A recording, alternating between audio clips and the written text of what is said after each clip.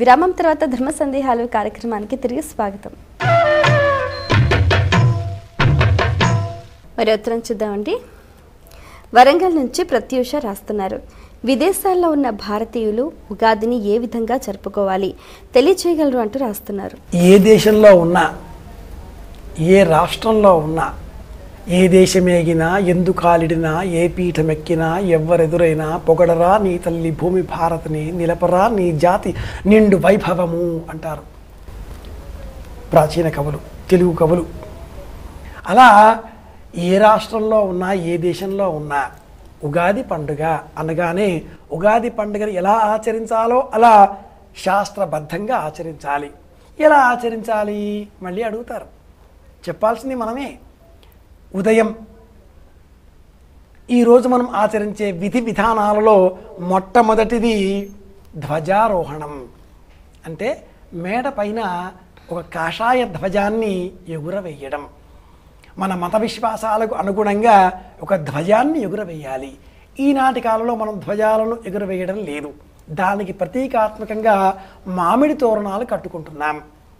ఆ పిమ్మట రెండవది తైలాభ్యంగనం. నువ్వుల నూనెను దేహమంతా కూడా అలదుకొని స్నానం చేయడం. మూడవది నూతన వస్త్రధారణ. డబ్బులున్నాయి కాబట్టి ఈనాటి కాలంలో ఎప్పుడు పడితే అప్పుడు వెళ్ళి కొత్త బట్టలు తెచ్చుకుని తలుస్తున్నారు. అది అధర్మం. కేవలం ఉగాది, దసరా, సంక్రాంతి, దీపావళి ఈ పండుగలలో మాత్రమే నూతన వస్త్రాలను ధరించాలి శాస్త్రం చెబుతుంది కనుక మూడవ క్రియగా ఈ ఉగాది నాడు నూతన వస్త్రమును ధరించాలి. నాలుగవది సంవత్సర ఇష్టి. అంటే ఈ సంవత్సరానికి సంబంధించినటువంటి దైవ సంబంధితమైనటువంటి యజ్ఞము చేయడం. యజ్ఞం అనగానే 4 కూడలిగా ఒక వేదిక కట్టి కట్టెలు వేసి నెయ్యి వేసి స్వాహ స్వాహ అని పోయడం మాత్రమే కాదు నాన్న. జ్ఞానయజ్ఞం కూడా యజ్ఞమే, స్వాధ్యాయ యజ్ఞం కూడా యజ్ఞమే, పరులు సహాయం చేయడం కూడా యజ్ఞమే. 5 విధముల యజ్ఞములలో ఇవన్నీ కూడా వస్తాయి కనుక యజ్ఞం చేయడం. ఐదవది బ్రహ్మదేవునకు దవనంతో అర్చించడం. ఈరోజు ఏ దేవుణ్ణి పూజించాలి? బ్రహ్మదేవుణ్ణి పూజించాలి. అలాగే ఆరవది ముఖ్యమైనది ఉగాది పచ్చడి. దీన్ని స్వీకరించాలి. 6 రుచులతో పులుపు, తీపి, కారం, చేదు, వగరు, ఉప్పు అనబడే 6 రుచులతో ఈరోజు మనం ఉగాది పచ్చడిని స్వీకరించాలి. ఈ ఉగాది పచ్చడికి ఎన్నో కథలు చెప్పుకుంటాం, ఎన్నో శ్లోకాలు చెప్పుకుంటాం. ఏమైతేనేం ఉగాది పచ్చడి తీసుకోవడం 6వ విధి ఈరోజు మనం తప్పనిసరిగా. ఆ పిమ్మట వర్షాదో నింబసుమం శర్కరామ్ల హృతైర్యుతం అంటుంది శాస్త్రం. వర్ష ఆదిలో ఈ సంవత్సరం ఉగాది రోజు నింబసుమం వేప పువ్వు, చక్కెర, చింతపండు, మామిడి ముక్కలు, నెయ్యి వీటిని కలిపి సిద్ధం చేసుకోవాలి.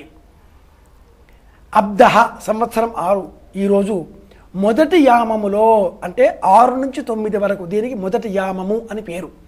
9 గంటల లోపల ఆ ప్రసాదం తీసుకోవాలి. అలా తీసుకుంటే ఆయుస్సు వృద్ధి పొందుతుంది, అనారోగ్యాలు పారిపోతాయి అంటుంది శాస్త్రం.